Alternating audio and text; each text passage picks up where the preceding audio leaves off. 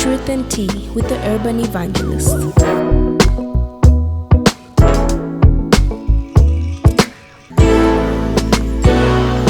Welcome to Truth and Tea with the Urban Evangelist.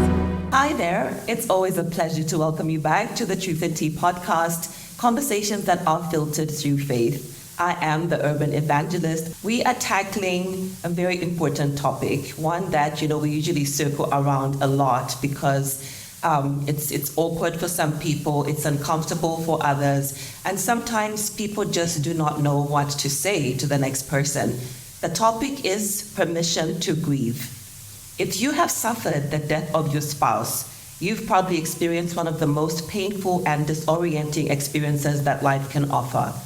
When couples tie the knot, the goal is to become one flesh until death do us part. How can the pieces be picked up, however, when fulfillment of these vows occurs through death? While I cannot begin to fathom the immense void our guest today must feel, I've been blessed to see her strong faith sustain her through this deep valley in her life. She has a peace about her that surpasses all understanding, and I know that I and a lot of others have witnessed the incredible beauty that's been born out of the loss that she has experienced. She's allowed her faith to guide her and give her strength, while her own children, whether biological or those of the faith, have drawn so much inspiration from the wounds that she has managed to turn into wisdom, and the pain which she's still sifting through, but she's turning that into a whole lot of purpose.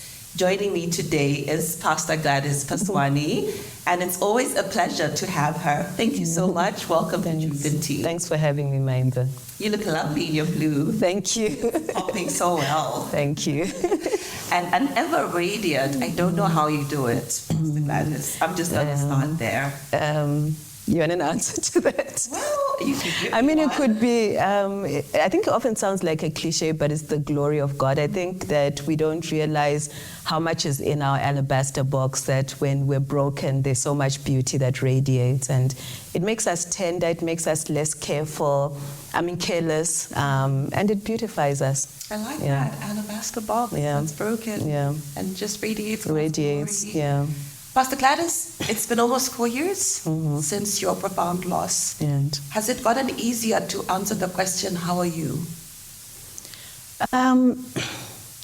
Well, easier in the sense of I know that it's not easy to answer the question because I think some of the difficulties were in being asked in the early stages and trying to figure out, first of all, how do you answer this question and how am I really doing? But I think that now, even though I'm not always sure how I am, I'm more confident to say, I'm figuring it out, or there's a new dynamic.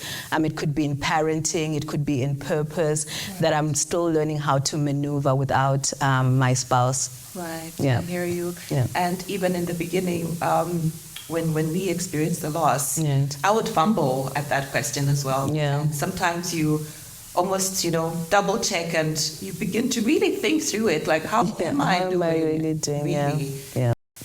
You had said something behind the scenes. I'm sorry, I was paying attention. Right. Coming through some curveballs here and there during our conversation. You took some time to just pamper yourself, whether it's a long bath, your bath salts, your bath oils. And she said you're looking to, is it clean? I think society does put certain expectations, and it's all a coping mechanism, right? Because grief is what we go through at an individual level, but it's experienced by the whole community. It makes communities uncomfortable, and so they need for things to be functioning a certain way to bring some level of comfort, both to themselves and to their responsibility over their loved ones. So you can imagine, for my aunt, being a very significant person in my life would have been the one who would answer for the to the family how I'm doing. And I guess sometimes when we pick up, people don't realize how hard it is to pick up, so they look more at how we look from the outside, and then that's left to interpretation. Oh my gosh, she's bathed, she's moved on already, or she's gotten back to work. She must have gotten over it, and it's what makes it difficult, and hence permission to grieve. Yeah. Do you think that the fact that people kind of trying to find telltale signs externally without realizing that the internal part of the healing process will last, for a long time, long before or long after I can put a smile on my face. Yeah. Look, it's a whole process. You can be laughing one day and crying the next.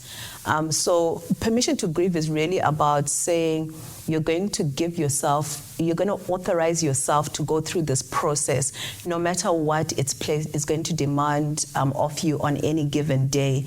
And so I think that what can prolong the process of recovery is trying to live up to certain expectations. Now, please don't get me wrong. I know we come from a society where we are highly accountable to our elders. But I think that there's still a lot to learn, even from the wider community in, what grief actually looks like, that it's more than what meets the eye. And I just want to take you back to, again, an experience that was very close to my heart. Right. I think it was the day of the burial of our daughter. Right. And for the life of me, Pastor Gladys, I think I was like in a trance. I couldn't cry that day, despite the numerous weeping and sobbing behind the scenes. Yeah. But to some people, that was perceived as I didn't care that much. Yeah. Perhaps because it was a stepchild, that's why I didn't cry. Yeah. Have you found yourself in instances where you've had to deal with very probably harsh opinions? I did. And I think that it hit me very unexpectedly because I guess, we don't plan for loss. There is no good day to lose someone you love. Even if the person has been sick, even if the doctors have told you that we have just but 24 hours, nothing prepares us to say goodbye to a person you've expected to live with for the rest of your life. So you don't have the tools. You don't go into that day equipped for what might come at you.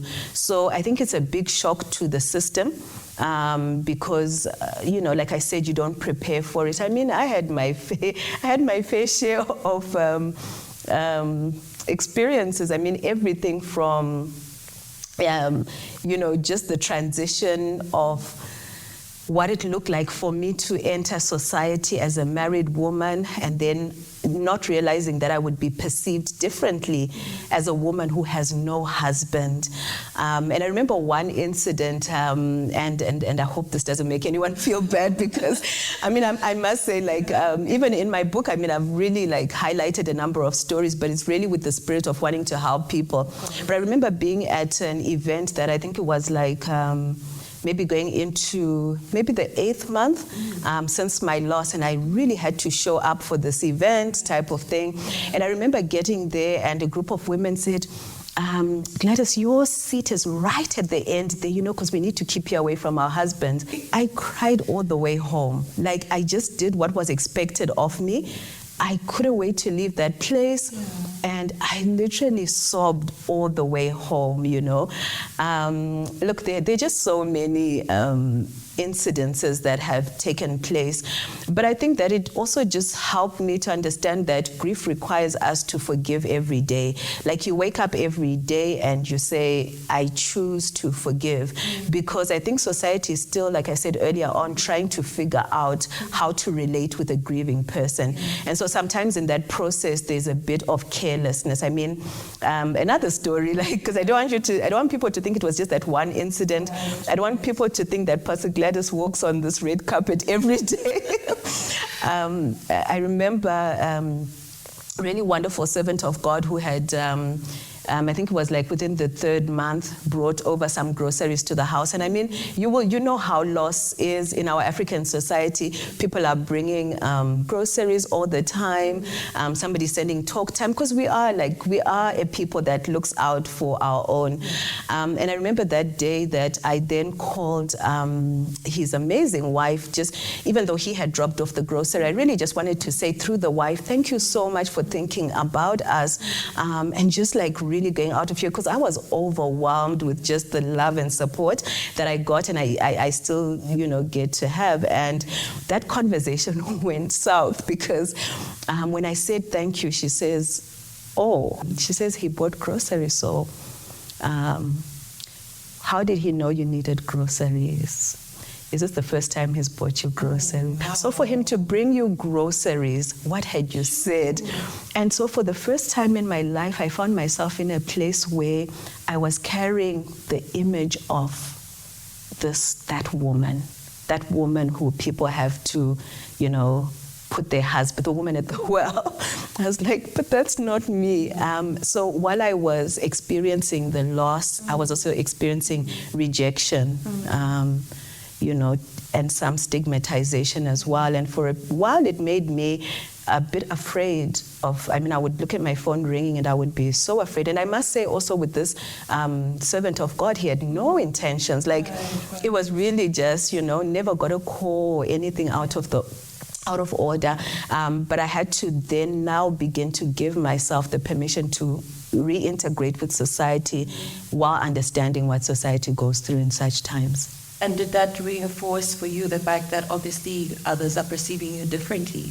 Women folk, on the other hand, could see you now as a single woman. That is a threat. Has there been that shift in some of your relations with people, with couples? Yeah.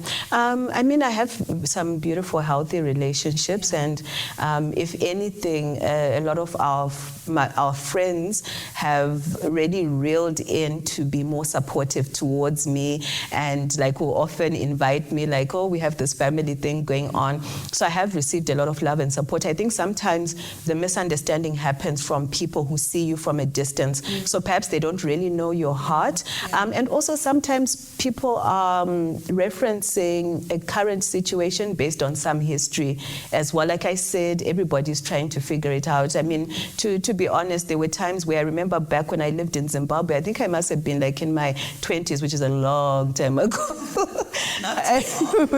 Trust me, it's long. I remember attending this conference. It was a women's conference. And I don't know why I remember that so distinctly. Even before my husband passed, that's one of the things that hasn't left my mind. But I remember it was a women's conference, and the speaker got on and she was warning all the single ladies, and she said, you single ladies must know how to conduct yourself, those kind of messages and stuff. Right. And then she says, and you widows, you need to be able to hold yourself. We know you're thirsty. But and I thought, whoa.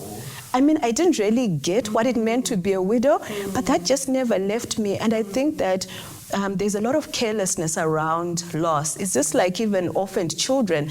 Sometimes we introduce our biological children and then we say, oh, this one I'm keeping. And I just wonder what it sounds like to that child who's been kept. Right, yeah. Right. Yeah. Wow. There's a lot that obviously has been unbundled as you've gone on in your journey. Right. What I want to ask is, when we make vows, like I said in my introduction, we make them until death do us part. Right. And I think it's only after I heard a sermon at church that, I realized when a spouse dies, it's actually a fulfillment in one way or another of that vow that you made, because for sure now death has, separated you. Right. It's a life-changing event, but I've noticed that change is something that you have said in your own words. You have given change a chance. Right. What does that look like for you on the other side of, I made my vows, I saw through, he's not here anymore. What does life look like for you now? Yeah. So I think the first part of it is in maneuvering the loss, there's the experience of, okay, I don't get another chance to cook for this man. Did I serve him well? You start to think about things that were pending. So it's a reflective moment, and you're thinking, okay, did I do well as a wife, as a partner, as a friend? Did I fulfill what was required of me? And I think this is why it's so important to deal with things or issues around regret and where people start to blame themselves and things like that after loss. So it's that reflection point. So I think there are many conversations that one has to have with themselves. So it's just about saying, I did the best that I could, and just allowing it to rest that way. And then, of course, the whole process of then having to let go, you're in denial because you're thinking to yourself, wait, does it just change overnight just like that? You're learning how to truly let go, maneuvering or trying to navigate around what it means to be truly separated. I remember, one of my coverings, Father in the faith saying, look, you have to understand that you can't love someone who can't love you back, and they were really just trying to address the emotions that I was holding on to, and said, think about it, right? You can't love someone who can't love you back. While he was here, yes, he loved me completely, but now he can't love me back. So it's those things that you have to confront. And I think it's all part of the letting go process. And then, of course, moving forward. I always say we move forward, we don't move on, because I think that so for someone like me now who's in their 4th year of having lost my spouse, there are a lot of conversations around, so, what are you thinking, or it's been a long time and things like that. And then the dating space. Yes, the dating space, like moving, you're still young and all of that. And maybe certain, and then of course a fair number of conversations around, I just don't get married, you're serving the Lord so well. I think you should just continue to serve God. Wow. So already people have moved you to a certain space now where they determine that, okay, I think it's time you moved on, or it's time you don't move on. So you notice that every milestone to your process of grief has got some kind of work, some kind of change process to navigate, around that, yeah. You just opened up so much to me right now. Mm-hmm. Primarily the fact that permission to grieve has been a very central theme in your life, so much so that you are putting most of what we're discussing and then some into the book. Yes. Why is that so important for you to give permission to grieve? And someone sitting on the fence might be like, who am I getting this permission from? Right. Who am I seeking it from? So there's a bit more about that. Mm-hmm. So thank you for asking, particularly the first part of your question. In why it was important for me, I describe myself as a mentor leader. I think mentorship is at the heart of my life, and my life has always been the resource that I use to help other people to learn in real time things that they probably haven't even encountered yet through what I'm going through today. And I think that's the gift that mentorship will bring. In fact, the initial title for the book had a subtitle. So it was always Permission to Grieve, but the subtitle was The First 90 Days. Because I guess like in those first 3 months, I was like, whoa, this was something, like this is stuff. Where do you learn about this stuff? Like, where's the manual for grief? It turned out to be so complicated because I went into that space kind of feeling like, I'm Pastor Gladys. I know how to do this. I understand pain. But then I realized that this is so complicated. So I thought, okay, look, I've got to put this in a book. I need to be able to put this out there for someone else. Because also when you've experienced loss, there's some integrity behind how you help other people. You don't just look at somebody who's experienced the loss of a spouse, a child, a parent, those significant losses. Not to say the others are not, but I'm just saying that, you're not going to look at that person and say, oh, no, it should be fine. Like, don't worry, you'll be fine by next year. Or, there's more integrity because you know that it's going to take a while before they're okay. And in fact, what does okay really mean? We have to redefine all of that. So that's why I put out the book. And then, of course, I'm so glad that I took some time before, getting ready to publish, because I realized that it was such a learning journey. And if I had published the first 90 days, honestly, Mainza, it would have been the most misguided tool.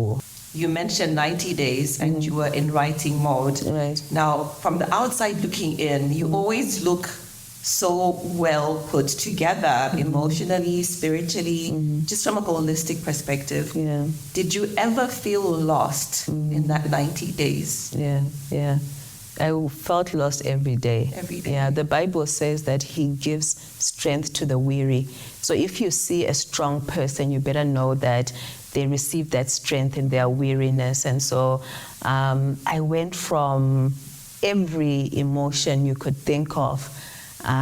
All my faculties were challenged, spirit, soul, and body, There were times when my body just gave in. There was a time I thought I must have a heart condition, and I realized that, wow, the heart actually does break, Yeah. I used to sleep just 2 hours, and in the second hour, I would wake up in a fright, and until I became afraid to sleep. Emotionally, I would wake up feeling like today's going to be a good day. Come midday, everything is falling apart. And when you talk about, being well put together, I think this is why it's so important for us to process grief. Because of its complexities, there are so many moving pieces around it. So you never just say, okay, this is the angle I want to take. No, you have to allow every aspect of grief to be a part of your process, and that requires the responsibility you have to start the physiotherapy of your grief. Okay, get up, start, get back to work, do some work, take a walk, take a bath, start the processes around change, because I've met a lot of people who wouldn't allow themselves to adapt to the change, and they fell victim to the change they didn't adapt to. But there is also the aspect of taking care of yourself. So all those baths, salts, and the oils that you were talking about were just for me a coping mechanism, and because also there's the need to value yourself when you have lost greatly. The other thing also for me is purpose is a driving factor. And what purpose, the greatest tool that purpose will give you is that it takes pain as a raw product, and then when it's processed, it gives you your work. So I wouldn't be a resource in grief had I not experienced it. So it's what I did with the experience that allowed me now to be a useful resource, to be able to package and distribute it. Wow, yeah. Beautiful. Oneness in a marriage is what we strive for when we come together. And I know, from a romantic love perspective, we say my better half or my partner, my husband or my wife, they complete me. Yeah. At the point of separation, like due to death, did you feel like you've lost half of you? Did you still feel complete? Yeah. And then doing away from everything that, you did as one to now it's just me and the kids. Yeah. I think that's such a good question, Mainza. So I always say to people so first of all, let me just say this first of all. When I started writing the book, it was about loss. It was about death. Okay. But I started to understand that grief is about loss. Yeah. So we experience loss at different dimensions, right? So like turning the stove on to 6 as opposed to it being on 1. So a person loses a job, they lose an opportunity at that lower range, you heal quicker, but it's all grief, it's all loss.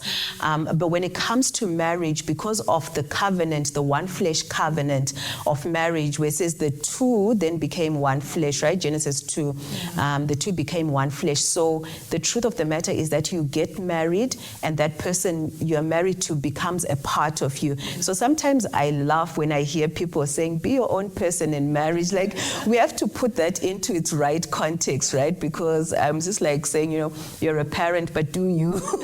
You pretty much know that, okay, doing me is pretty much doing my whole... It's a context for me as well. Right? Yeah. So, So when you're thinking about like being you, is in that season that you are married, is like, who am I in this union?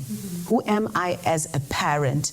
And then again, now when loss happens, you have to revisit, who have I become without my spouse? And I think that for me has been a big part of my journey, particularly over the last maybe year and a half, where it's been a self-discovery journey. And the question is not who was I before I got married, because I got married and the marriage did so much to me that I now have to learn who have I become. And I think it's very important, particularly for those who would like to move on in terms of getting remarried quickly. Well, I don't know what quickly is, but anyway, yeah. But for anybody who makes a decision to move on, is that you need to take the time to answer that question, who have I become? Because I've seen a lot of, and I don't know why we've taken it, but I've seen a lot of people who then can't sustain a second marriage because they probably looked at somebody and said, this is the ideal person, yet all they recognized was their medicine for their pain, or they were looking for their missing part. So I think it's important to put into the right context that, have I lost a part of myself, or am I now having to revisit who I have become? So you don't go through life feeling like a half, And that's part of the change that you need to accept. Yes, so you're not a half, but you are a complete but different person. I like that. Yeah. I like that. It's led me to see the importance of processing your pain. It's a non-negotiable, It's non-negotiable. Everybody must process pain. Really? Yeah. Really. What's the downside of not being able to do that? Oh my gosh. Pain, if you think of pain, even in the context of somebody who's maybe had malaria, or for those who had COVID, think about the time when you were sick. What pain does in the physical, it also does emotionally to us. So pain gives a false perception of reality. So think about it, you were sick, it could have been blazing hot outside, but you were covered in blankets, right. Or vice versa. You couldn't eat your favorite food. Sometimes you're in oblivion because you don't even know what time of the day it is. But then what is the condition of the soul when it carries pain? So a lot of people then begin to reframe their entire life. They change their preferences, and it's not really their preferences, but pain has preferences, pain has demands, pain has a posture, it even has a language. So many times people who haven't healed become angry, bitter, and let me just even say, as hard as this is to say, that there are many people, particularly who lose a spouse and they die a year later. 2 years later. It happens a lot. So you literally are fighting for your life by overcoming the pain. When you put it like that, you cannot understate the importance then of dealing and processing. Yeah. When I was introducing you, I talked about how, you continue to inspire, your children, not just your biological ones, but even those of the faith. Right. You did ministry with your husband. You're a pastor in your own right, and you're dealing with this profound loss, but then it's double-edged in the sense that your children have lost their father, and there's a ministry now that is without its leader. That's right.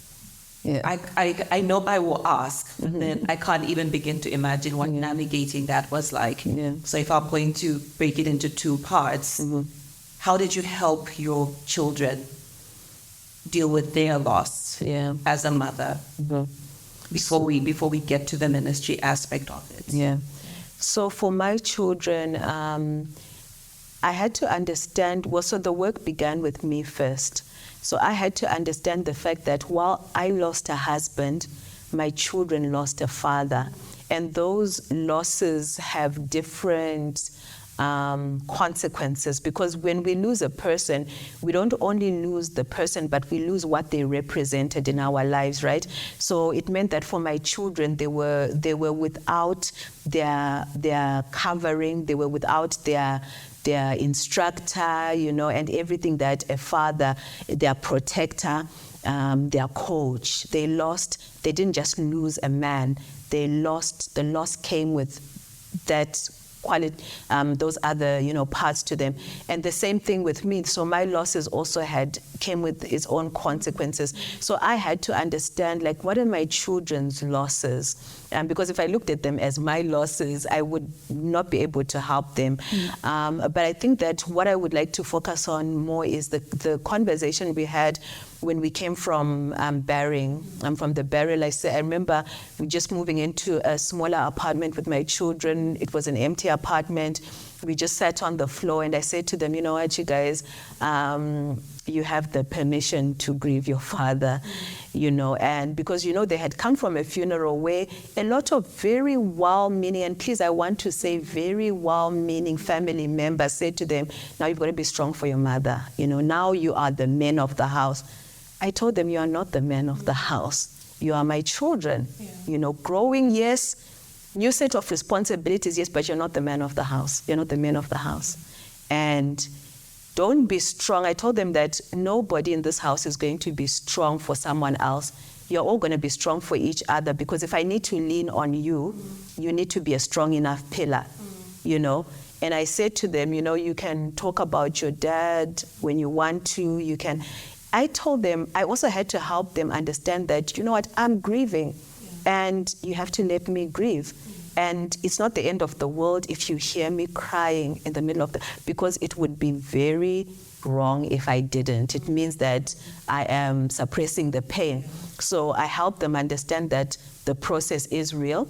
I think the complexity was just seeing what I didn't prepare myself for was just realizing that my children were all grieving differently, each of them very, very differently. But one funny story is I remember when I said to them that, listen, you can talk about dad whenever you want to and stuff. So you can imagine when we moved into our apartment, of course it was a smaller apartment. I mean, for my own reason, I wanted a much smaller place, but we still had family. So my younger son was now sleeping in the same room as me during that time. And Mainza, he would play the whole night. He would be playing his father's videos.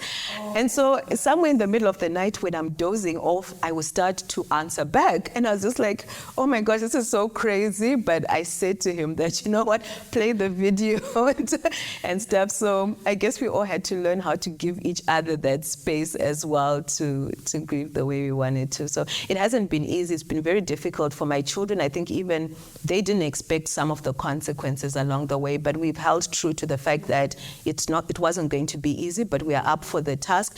And sometimes one of us or a bunch of us are stronger than the one person, and we'll hold up that person in that season. And then on the flip side, have you allowed them to see your pain as a mom? Yes and no, because I think that as parents, part of our job is to protect our children. There are some parts of my process I didn't want them to see.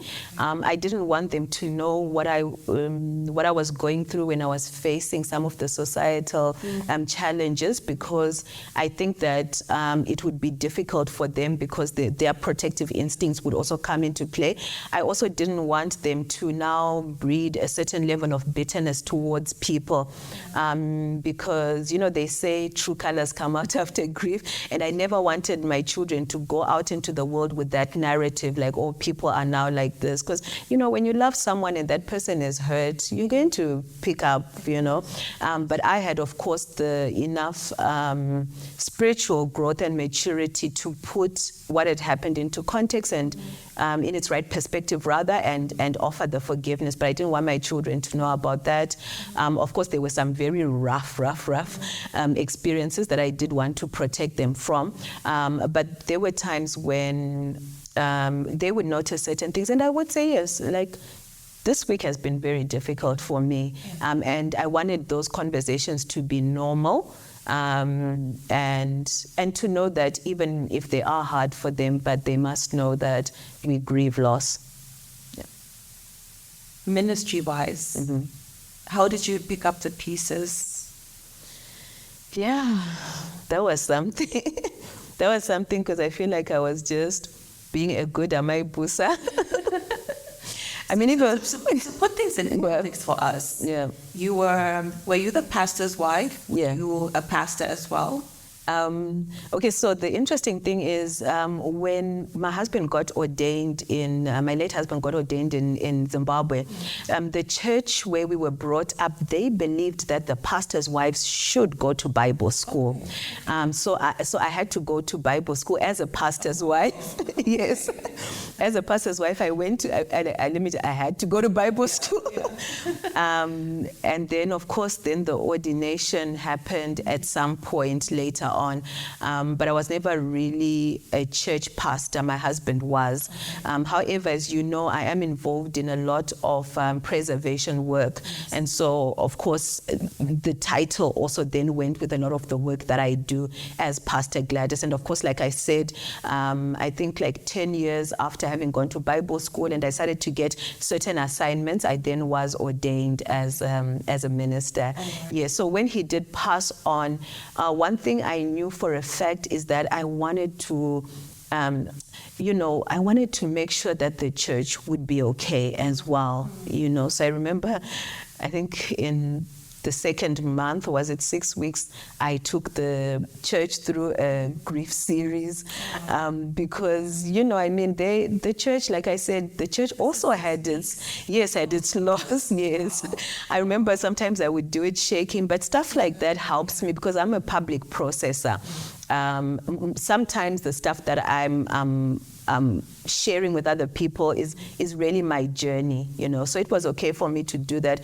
And I guess also part of me wanted to make sure that certain parts of the system don't fall apart because I already had so much recovery to do. So I was trying to hold up what I could hold up. So I felt like if I can help the church heal from this, because my late husband was very present in people's lives, very present. So the loss was very, very real. Our church was a young church, so there were a lot of interpersonal relationships as well. And then, of course, there was the call to leadership as well, where it was like, okay, wow, I'm the lead pastor here, and we have a group of young ministers who are going to need the support as they come into their different roles and responsibilities. And yeah, it's been a beautiful journey pastoring the church, and I'm excited for the young people really taking their place, in the church. But it can't have been easy. I mean, manning the fort while managing your own pain as well. And you've got people looking up to you, yes. Looking for the vision that you're going to pass forward for them. Where are we going after this? Yes. I remember one of the most devastating moments I had was when a couple left the church after the loss, and they pretty much said, look, one of them said, not really comfortable being pastored by a single pastor. And I was like, but I didn't choose this, But I was so devastated about it. And I would go to church and I would stand there and I think, no, who next is going to leave? And I thought, my gosh, so of course, having heard a statement like that, I started to feel like I'm not enough for the task. And that was very, very hard for me. But of course, I would say with every difficult thing that I went through, I always took time to process that difficulty. Because then it gave me a new way of looking at it. Right now, I understand that, people may leave, and actually we haven't had many people leaving the church. In fact, a lot of people are actually more committed and they've really found their place. But you know what, Mainza, death or no death, people come into churches, they leave churches. I left a church, and stuff. So just about putting it into its right perspective so that pain is not saying to you, this is the end of the world for you, and stuff, I like that. Mm-hmm. What has been the most surprising emotion that's accompanied grief for you? So shocking. Yeah. After this, I'll probably think of another one because. So one thing I think I didn't see coming was in one of my victory seasons. I had this season where I had so many wins, like my dreams were coming alive, things that I never thought were possible, that I never thought, doors I never thought would open for me, were opening for me, and I hit rock bottom. So I would have high highs and low lows. But of course, being a processor, I was like, okay, what's going on here? And I realized that our victories have people that are supposed to share in them. And when those people are missing, there's a discrepancy there. So I had lost, in fact, I went through consecutive losses in 4 years. So 2016, I lost my mom. 2018, my dad. 2019, beginning of the year, I lost my best friend, Ambassador Brenda. And then at the end of the year, I lost my husband. So it was like blows throughout. And I think while I was going through all of that, in as much as, yes, I had my children, you know, celebrating with me, and of course my church family, my mentees, and the people who love me, even people I've never met on Facebook, on social media, in my inbox saying, you're doing so well, we're so proud of you. Not to take away anything from that, but I looked around me and I said, I would have wanted my dad to see how this all turned out. My dad always wanted me to do school. In fact, he had started to take me on that journey already, 40, but he, you know, and I was like, he doesn't get to see this. And there were just some things that I would have wanted to share with them. So that was a surprise for me. Yeah, that was a big surprise. Yeah. Bittersweet. Yeah, bittersweet. Yeah. I want to now kind of help your theological hat. Okay. I find that it's easier, of course, to mourn with hope when someone has died in Christ. But oftentimes, I've got friends, I've got people that have lost a loved one who was unsaved. Right. How can they find peace in dealing with the loss, and you know that this person didn't die in Christ? Yeah. So how am I to mourn with hope? Yeah. Wow, Menza, I think one of the key factors to grief recovery is acceptance. Acceptance is required even under, for lack of a better word, the most ideal circumstances around grief, where we can say, oh, this person, you know, we know they're in a better place there, so we can speak of their testimony in Christ. But even on the flip side, acceptance is important, because acceptance is that place where you say, okay, I'm here now and I can't undo this. I can't change what has happened.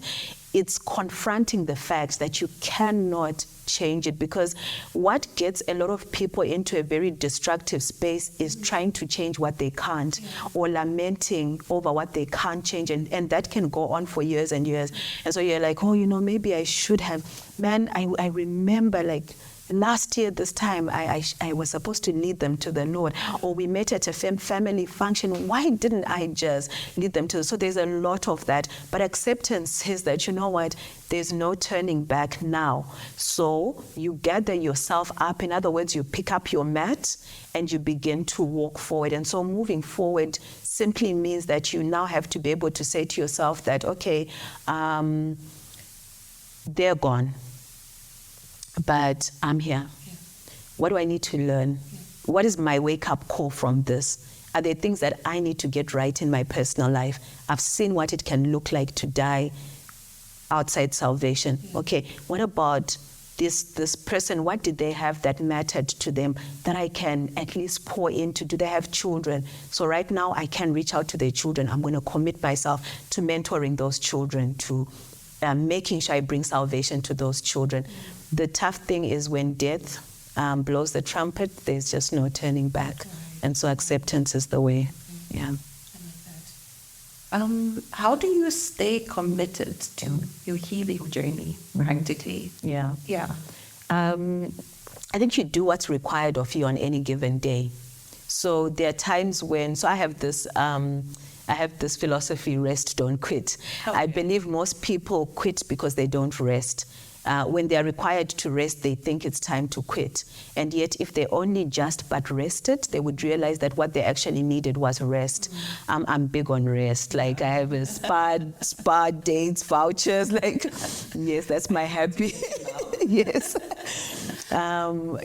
So I take breaks when I need them. And I think about resting as a public holiday. I know that today I need half a day off. I can't push past this. Because you're asking about commitment, right? Because what gets us to back off or to not be committed are those hard days where we throw in the towel. So rather than throwing in the towel, you rather take the break and you know that, okay, this is half a day off for me. This is a day off. I'm going to take the weekend away. But you do so knowing that Monday you're back on the job of recovery, and so you rest along the way. There are pit stops. There are places of refreshment. There are places where you push blood, sweat, and tears, but God gives you enough resilience to still push. So it doesn't really mean that every time you feel like, this feels hard, you've got to still be able to tap into what do you have that can push you? Because productive stress has a productive range as well. So if you can be resilient even in those difficult times, you'll notice that's where most of the supernatural stuff happens. Yeah. So this one will make you laugh. I've got two final questions. Okay. I once came across a comment on one of your posts, under one of your posts, and I've never forgotten that comment. Yeah. So you're looking really lovely, and someone said that their friend was asking if you're ready to date again. Was that on a post? I don't know how I missed that. I probably didn't say it, but my turn, I parked there. Okay. Yeah. Is remarriage a possibility for you? Is it? I don't know, Menza. Like, I don't want to say yes or no. Yeah, I don't want to. I love that my father in the faith, very, very early in my grief journey, said, Pastor Gladys, you and your Facebook, you and your setup podcast, I don't want you to start announcing that I will never get married and stuff like that. I don't want you to say that. And I understood that, yes, I can't say it because I don't know. Look, this journey for me has been a journey of many surprises. So who knows, we might get surprised. And I ask though, do you think there's stigma attached to widows remarrying? Do you think it's more permissible, from a social point of view, for men to remarry? I think everybody's trying to get the men married off pretty quickly. But I think because of my research in the area of grief, there are many people. I have been able to interview a few men who were not doing okay because the family just said, okay, how do we take care of his grief? Find him a wife. I see. And that happens very quickly, yet the men also have a way of dealing with grief. So yes, of course, there are societal expectations, and people have different timelines, they'll say, by this time, you should be, and some people will comment on a post, others will come and have this can we talk type of conversation and things like that. And of course you get the occasional flowers and you get the occasional, secret admirers and stuff like that. But I think it's just important for you to own your own journey and be able to say, because I've been told time will run out before you know it, you'll be old. And I think also because a lot of people who know me well, they know that I love love. Look, I was happily married, right? And I love love. I think companionship is such a precious gift. But I think it's one thing to run for the status, and it's another thing to have the quality of the status, right? That's right there. Yeah. So because it's going to... That goes for anybody really for any to get married. Yes. For anybody looking to get married. So I think that, yes, society will have a voice, but you have to find your voice. You have to find a way to hear, what are you saying? Isn't it amazing that in the Bible, people who got their turnaround was because of what they said to themselves. Mm-hmm. So you have to think about, okay, what I'm saying, am I hearing my parents' voice in this? Am I hearing my children's voice? Am I hearing, what part of society am I hearing? And then how do I continue to learn how to anchor myself well enough to be able to hear my own voice? And if your voice at that point is saying, I don't know, It's okay to be in that space. If you have a green light, it's okay. You know, I say to people, like, I remember someone coming to see me and they were like, they wanted to move on barely a year after the loss. And most times people would be like, what? You haven't even, you know, but then the thing, like, for me is I just think, as long as that person, it just means they have to commit to a healing process. They need to have reached a certain milestone in their healing. And of course, they have to fulfill certain cultural expectations, like putting on the tombstone and stuff. But I mean, if they want to move on, why not? Because it's hard to do life by yourself, right? It's hard. But I must say very quickly as well that I think for me, one of the answers I gave to myself, right, was I want to continue to do purpose, right? And if I meet someone in the purpose field, then I'm good. Doing purpose. If I don't have to come out of the space of serving God, you know, then I know that I'm on some path. And I think no one should go looking. I think you should just focus on purpose. And purpose has many gifts, and I guess a spouse can be one of them. But if not, it's just a few more solo vacations for me. We'll watch the space. I'm sure you will. Before I let you go, Pastor Gladys, if you could just look straight into the camera. Yeah. That one. Okay. We are dealing with loss, I know, but then the loss that really is specific to you is the loss of a husband. Right. And I just would like for you to speak to, you know, another woman out there that has lost their husband, and also as society, because you highlighted so much that's been said carelessly. Yeah. What can we do better, you know, to help widows or someone dealing with a profound loss? Yeah. It could be maybe a husband who lost a wife. Right. What can we do better? Yeah. Okay, so here's my word to you, and I want to start. I'll start with the second part of Mainza's question on society. I think one of the things I've come to cherish about our African society is that we are a people who looks out for our own. So we're a caring society. We want to know that the people we love are okay. And many times in the process of ensuring that we get certain things wrong, there's certain things that you know, because nobody taught us, so we try our best. And I want to encourage you to say that let's learn this whole aspect of grief. Let's learn it. Let's adapt to the changes that our world faces when it comes to grief recovery. I know that perhaps there are certain norms that might have been there 20, 30, 50, 100 years ago that the world as it evolves have changed. Let's allow ourselves to continue to learn how to support the person who's grieving. And I think that's going to be like an important key to being able to help. So don't be afraid to equip yourself that way. And for those who are experiencing the loss, and I think particularly the loss of a spouse, whether it's a husband or a wife, let's just put it out there. You are going, or you have gone through, one of the most difficult losses one can ever experience. The one flesh covenant is a real covenant. And so the loss is very deep. Knowing that means that you must commit to your healing. I can't say this enough. Your healing is a non-negotiable.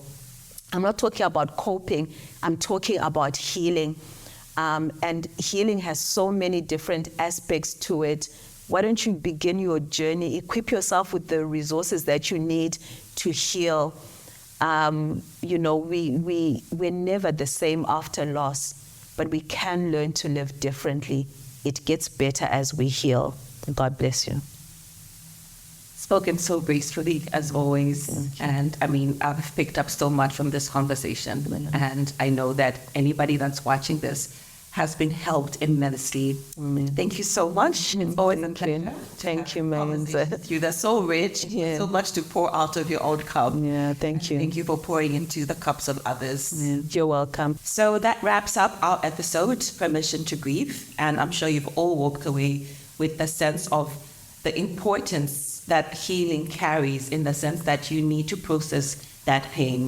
Otherwise, you may end up bleeding on people, on things that didn't cut you, if you leave it unhealed, if you leave it unchecked, if you leave it unfiltered. Like we say, conversations here are filtered through faith, because faith makes things possible, no matter how hard they are. I'm the Urban Evangelist, and do not forget to catch this episode on Radio Christian Voice, and do catch the whole video upload on our YouTube platforms. That's the Urban Evangelist, and that's Radio Christian Voice. Do like, do subscribe, and of course, leave your comments in the section. Much love. Catch us again next week.